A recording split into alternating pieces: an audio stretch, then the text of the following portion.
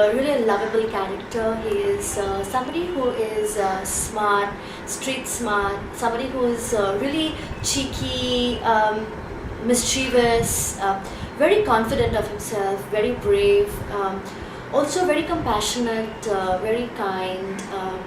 But I think more than anything else, he is somebody who is really resourceful. He is just full of ideas, full of solutions to all kinds of problems. And of course, like every child, there is a naughty streak in him.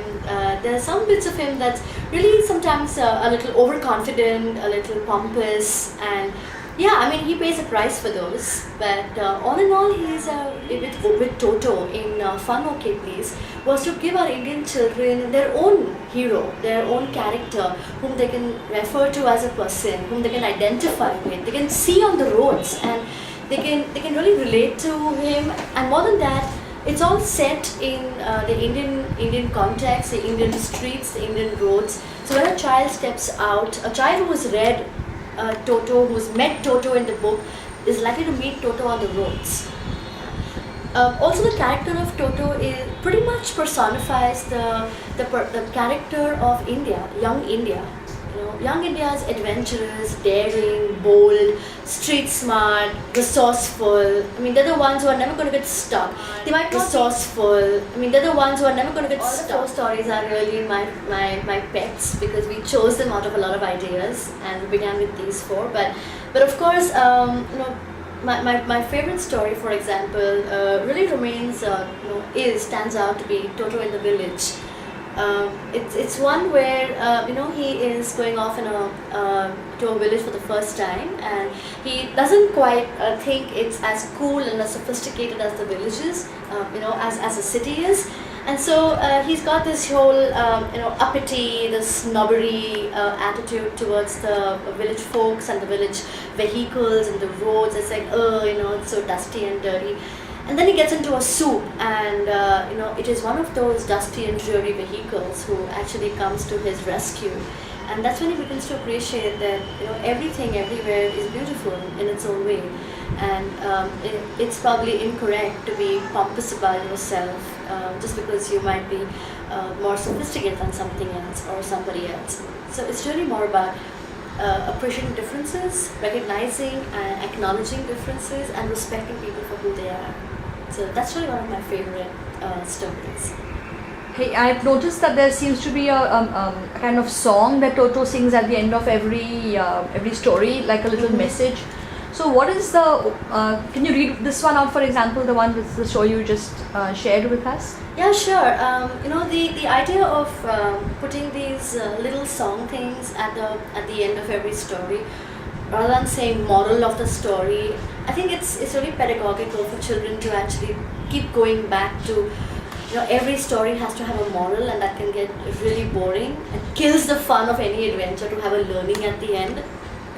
Skipping rope is great fun until your mom tells you it's exercise. And then you stop having fun with the skipping rope. Similarly, every story stops being fun when there's a lesson to be learned at the end of it. At the same time, this age of 3 to 6, 3 to 7 is a really gentle, a very tender age when kids really begin to accept themselves. They look around, they make comparisons at a very early age, especially today in cities, in the urban areas. The kids are very exposed to lots of stuff, and they start making comparisons about who they are and what they have and what they know, and therefore these little stories, which are such fun, so real, about Toto, him being this nice guy and this naughty guy, through this medium of a lovable character, we really want to let children connect with some feelings about themselves and who they are. Build a sense of character, build a sense of self-esteem, and really today living in the cities, and these books are for urban children. Today living in the cities requires a totally different set of life skills. I mean, gone are those days of old adages which we grew up with. Of course they still hold true, but you can't use them the same cliched way that we always have. They cease to have meaning. So when put in a nice, fresh, new way, kids can relate to because it's a language they speak. There are words that they use, and so it becomes part of their vocabulary. You know, words like "be who you are," "respect yourself," "things are beautiful," are things what we normally speak in everyday parlance. And so it's so much easier for a child to get the essence from a story naturally without having to learn those quotations like we did in school. So that's the idea behind having a little song. So it's still fun, and there still is something meaningful out of it for every child. I think also that a parent who is investing the time in reading aloud to a child and reading a story looks for that little something at the end, becomes a talking point. You know, a Right. conversation which you can have with your Right. child about the things he or she is facing. Right.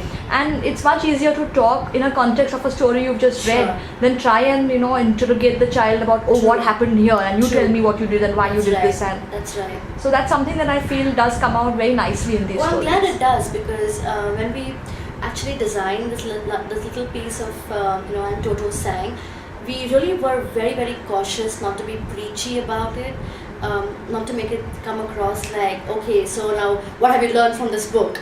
That's not the idea. The idea is for the child still to relate to it in his or her own way, and for the parent to strike up dialogue and conversations about what do you like about this story, why do you like it, who's your favorite part, what's your favorite part over here, why is it your favorite part, and let the child develop insight.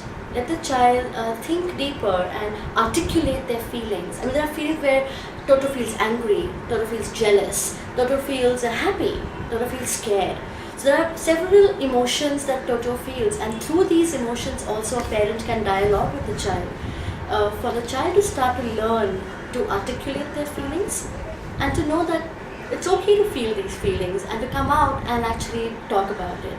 So Yeah. if it does come out like that, I'm really happy because I that think was as the adults, idea. most of us will agree that the sort of lessons that we hold dear in our lives have emerged not out of classroom but out of conversations we had with our parents or Absolutely. adults or somebody in our life, and that Absolutely. conversation just sticks in your head and that True. becomes True. a life learning for yourself. True.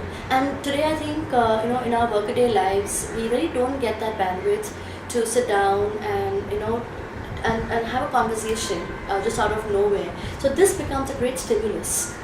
When you begin, it's colorful, it's stimulating for the senses, for the eyes, for the parent reads it for the ear. So it's a multi-sensory experience, and when you are doing this, it really provides you a stimulus to extend a conversation into other things a parent might want to discuss with the child. Yeah, and that's the idea. So what has the response been like? I mean, what have kids been saying and parents been saying?